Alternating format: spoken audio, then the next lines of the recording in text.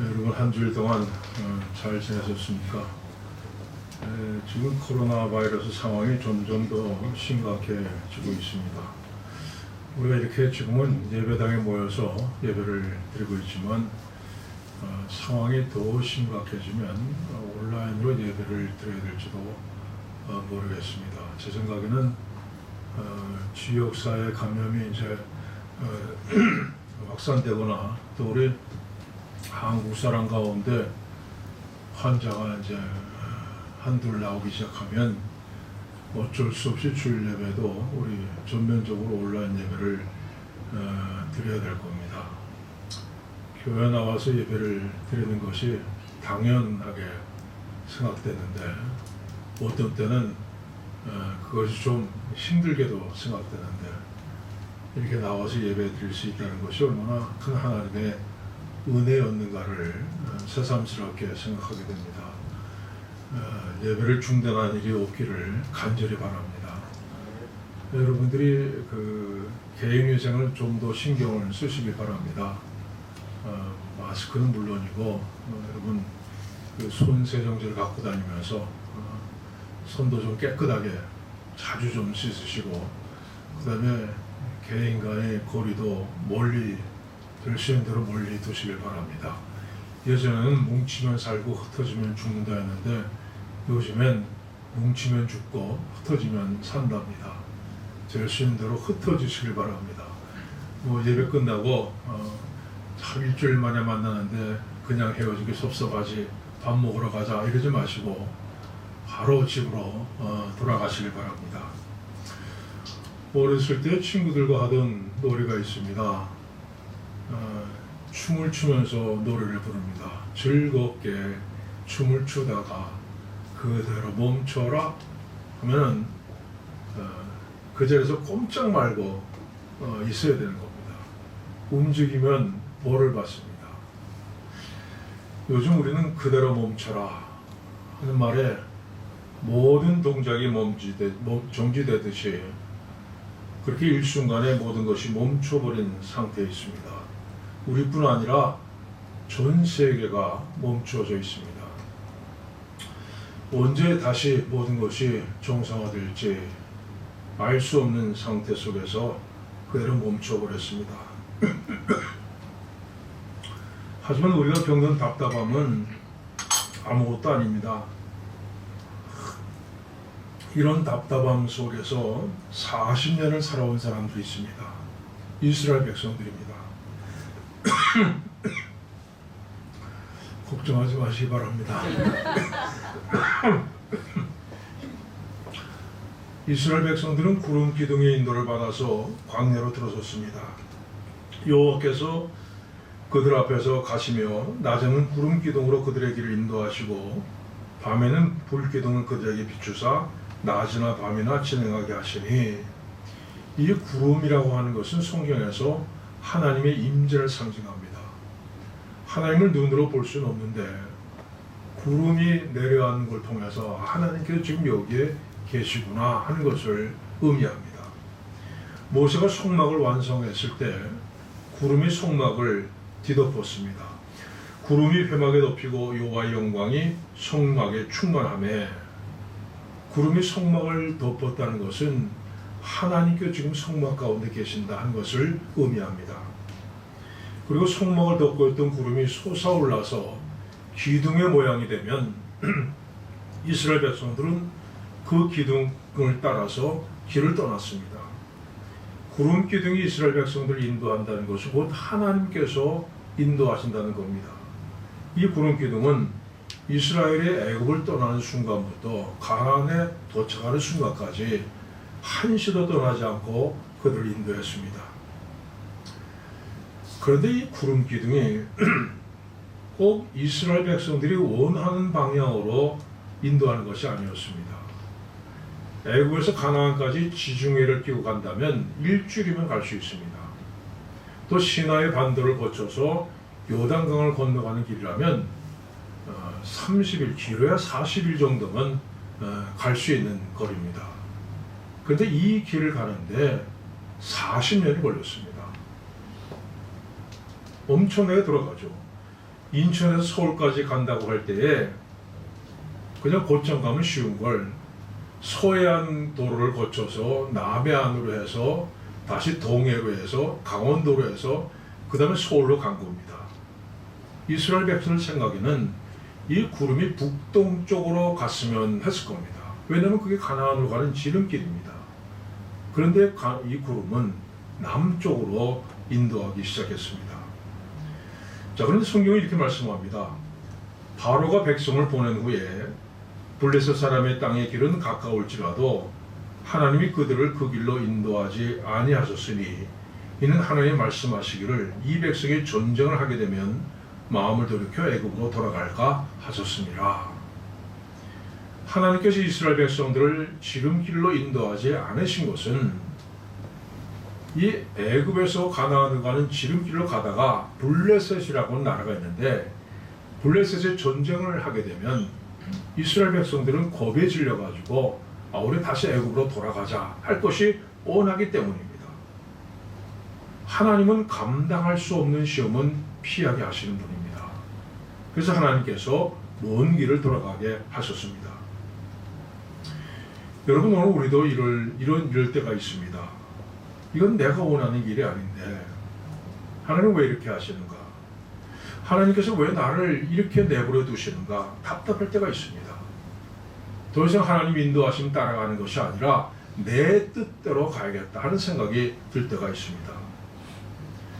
그러나 멀고 험하고 돌아가는 길을 걷는다고 낙심하지 마십시오. 자, 목표가 바로 눈앞에 있는데 그걸 두고 뒤돌아가야 된다 한다고 여러분 낙심해서는 안 됩니다.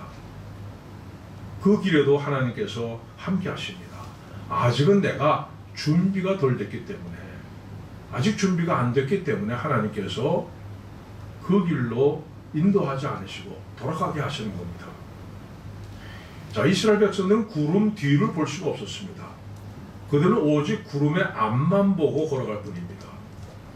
그러나 이렇게 순종함으로 걸어갈 때 그들은 약속의 땅에 들어갈 수가 있었습니다. 여러분, 오늘 우리도 마찬가지입니다. 우리가 한 달 후에, 일주일 후에, 아니 내일 무슨 일이 날지 우리는 알 수 없습니다. 그러나 우리가 분명히 믿는 것은 우리에게 주시는 하나님의 말씀을 따라 순종하며 걷는다면 우리 인생은 결코 실패하지 않을 것을 믿습니다. 성경은 말씀합니다. 그는 너희보다 먼저 그 길을 가시며 장막 칠 곳을 찾으시고 밤에는 불로 낮에는 구름으로 너희가 갈 길을 지시하신 자시니라. 우리는 어디로 가야 될지 모르지만 하나님은 우리가 걸어야 할 길을 아시고 장막 칠 곳을 아시고 인도해 주실 것을 분명히 믿습니다. 또한 구름 기둥이 하나님의 임재의 상징이라면 이 구름 기둥을 따라가는 길은 평탄해야 됩니다. 그런데 오히려 어렵고 험난한 길이었다는 겁니다. 구름 기둥을 따라갔는데 거기에 먹을 것이 없었습니다. 자, 구름 기둥은 분명히 따라가는데 마실 물이 없었습니다. 구름 기둥을 따라갔는데 아말렉의 칼을 들고 덤벼듭니다. 구름 기둥을 따라간 길은 평탄한 길이 아니라 멀고 험난한 길이었습니다. 자, 그런데 성경은 이렇게 말씀합니다. 내 하나님 여호와께서 이 40년 동안에 내게 광야길을 걷게 하신 것을 기억하라. 이는 너를 낮추시며 너를 시험하사 내 마음이 어떠한지 그 명령을 지키는지 지키지 않는지 알려 하시니라. 하나님께서 이런 일들을 만나게 하신 것은 이스라엘 백성들을 낮추시기 위한 것이다. 하나님의 명령을 지키는지 안 지키는지 알려 하심이라고 말씀합니다. 여러분, 사람이 가장 낮아지는 때가 언제입니까?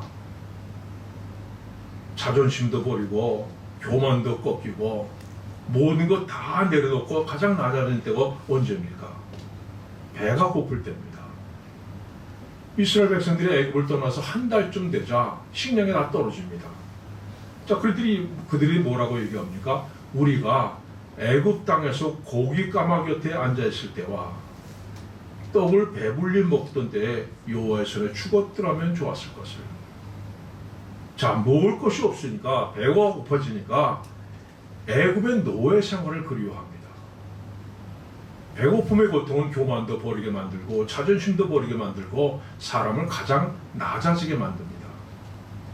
그래서 하나님께서 이스라엘 백성들을 낮추고 하나님 앞에 순종하는 것을 배우게 하시기 위해서 아무것도 없는 광야로 보내셨습니다. 그리고 만나를 매일 먹이심으로써 하나님 앞에서 낮아진 것을 배우게 하셨습니다. 그런데 만나는 유통기간이 꼭 하루였습니다. 아침까지 두면 벌레가 생기고 냄새가 나서 먹을 수가 없었습니다. 그런데 이런 사람들이 있었습니다. 그들이 모세에게 순종하지 아니하고 더러는 아침까지 두었더니 벌레가 생기고 냄새가 난지라. 아마 이렇게 생각했을 거예요. 혹시 모르는데 하나님 뭘 주시겠다고 했는데 그래도 혹시 내일은 안 내릴지도 몰라. 그러니까 오늘 저축해 두어야 돼.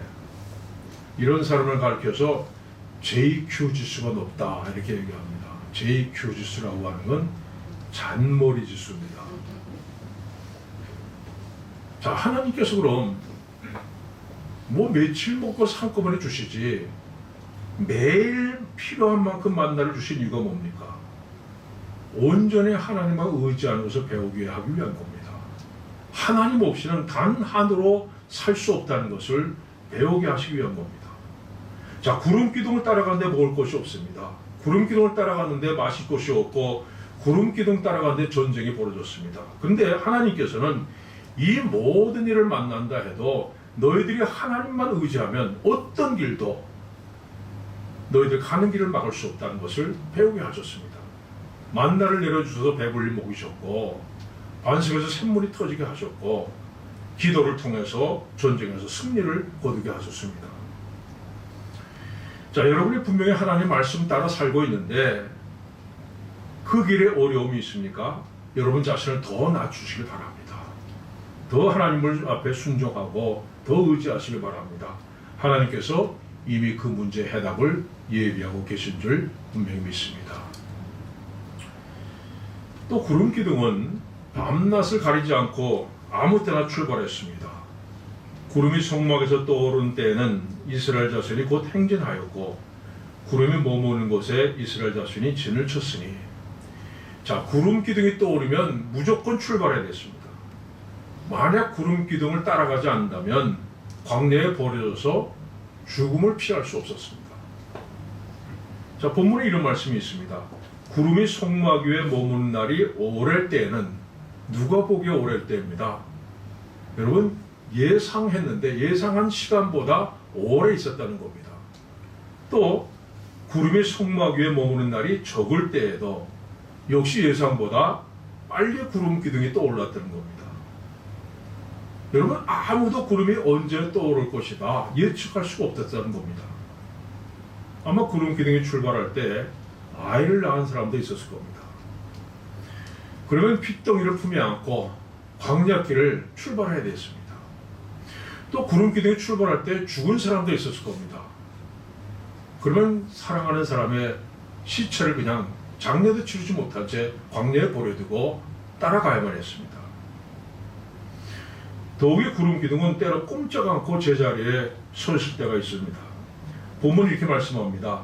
이틀이든지 한 달이든지 1년이든지 구름이 성막에 머물러 있을 동안에는 이스라엘 자손이 진영에 머물고 행진하지 아니하다가, 자, 구름 기둥이 때로는 한 달, 때로는 1년을 움직이지 않았다고 말씀합니다. 거기에 어떤 이유도 없습니다. 설명도 없습니다. 그러나 아무 이유도 모른 채 그저 오직 구름이 떠오를 때까지 기다려야 했습니다. 여러분 생각해 보세요. 얼마나 답답했겠어요. 하루빨리 이 지긋지긋한 광야 생활을 벗어나서 약속의 땅, 젖과 꿀이 흐르는 땅에 들어가고 싶은 마음이 꿀뚝 같았을 겁니다.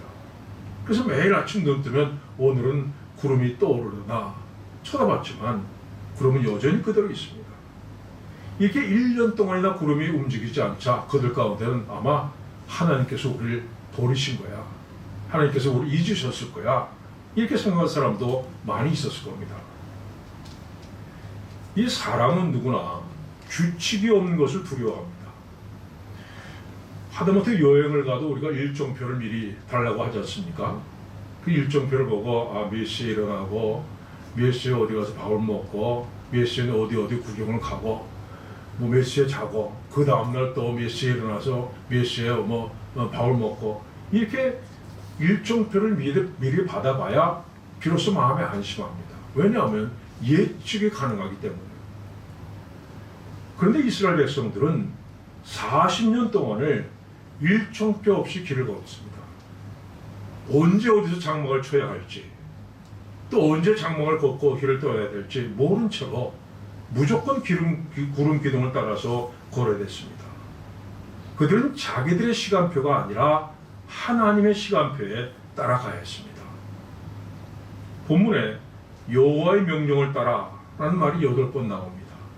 여호와의 명령을 따라 행진하였고 여호와의 명령을 따라 진을 쳤으며 여호와의 명령을 따라 지켜 행진하지 아니하였으며 여호와의 명령을 따라 진영에 머물러 그들은 오직 하나님의 시간표를 따라갔던 겁니다. 이 출애굽기를 읽다 보면요 좀 이상한 생각이 드는 부분이 있습니다. 하나님께서 이스라엘 백성들에게 회막을 만들라고 지시하셨습니다. 회막은 이동식 성전입니다. 그 회막에서 드리는 제사를 이렇게 드려라 말씀하셨고, 그 다음에 증거계, 등대, 번제단 같은 거를 만들라 말씀하셨습니다. 그리고 제사장들이 입어야 될 예복에 대해서 말씀하셨는데 지나치리만큼 상세합니다. 흉패, 에봇, 겉옷, 반포, 속옷, 관, 머리띠를 만들라 하셨고, 또 옷을 만드는 재료는요 금실, 청색실, 자색실, 홍색실과 가느개권, 배실로 짜서 만들라고 하셨습니다. 자, 하나님 말씀으로 총지를 창조하신 분입니다. 빛이 있으라 하시니 빛이 있었습니다. 하나님 스케일이 아주 크신 분이죠. 근데 이상하게도 제사장이 옷을 만드는 일에 대해서는 그냥 거룩하게 만들어 입어라 이렇게 하시지 않고 금색실, 청색실, 홍색실, 가느개권, 배실로 짜서 만들어라 이렇게 하셨어요. 이게 제게도 한동안 풀리지 않는 그런 문제였습니다. 그런데 오늘 성경을 읽다가 문득 깨달은 것이 있습니다. 그것은요 하나님께서 이스라엘 백성들에게 온전한 순종을 요구하신다는 겁니다. 하나님께 이렇게 세밀하게 가르쳐 주신 것은 하나님의 말씀 중 하나라도 소홀하게 지나치지 말라는 겁니다. 하나님의 말씀에 순종하되 대강대중하지 말고 세밀한 부분까지도 심지어 실의 색깔 하나까지도 어김없이 하나님의 명령대로 순종하며 만들 것을 요구하시는 겁니다. 하나님께서 구름 기둥이 때로 한 달, 때로 1년 동안 움직이게 함께 하신 것은 이스라엘 백성들로 하여금 하나님 앞에 온전히 순종하게 만드시는 겁니다. 그래서 이스라엘 백성들은 자기들이 만든 시간표를 던져버립니다. 그리고 하나님의 시간표를 따라갔습니다. 구름이 떠오르면 어제 장막을 쳤더라도 아무 불평 없이 장막을 걷고 구름 기둥을 따라갔습니다. 구름이 떠오르면 1년 동안 구름이 떠오르지 않으면 아무리 답답해도 그 자리를 묵묵하게 지켜나갔습니다. 그들은 철저하게 하나님의 시간표에 순종하며 따라갔습니다. 사랑하는 여러분, 오늘 여러분들 광야를 걷는 것 같은 그런 어려움이 여러분들에게도 있을 겁니다. 자, 눈앞에 지름길이 보이는데 멀고 먼 길을 돌아가야 할 때도 있습니다. 내가 세운 계획대로 되지 않아서 안타까울 때가 있습니다. 정말 요즘처럼 오랫동안 구름이 떠오르지 않아서 아무것도 할 수 없어서 답답할 때가 있습니다. 그러나 여러분, 하나님은 여전히 우리와 함께 하십니다. 삼위일체 하나님 한 분이신 성령 하나님께서 오늘 여러분 안에 함께 계시고 동행해 주십니다. 내가 만든 시간표를 버리시길 바랍니다. 그리고 하나님의 시간표대로 순종하면서 이 어려운 시기를 극복하여 나가는 여러분들 되시기를 축원합니다.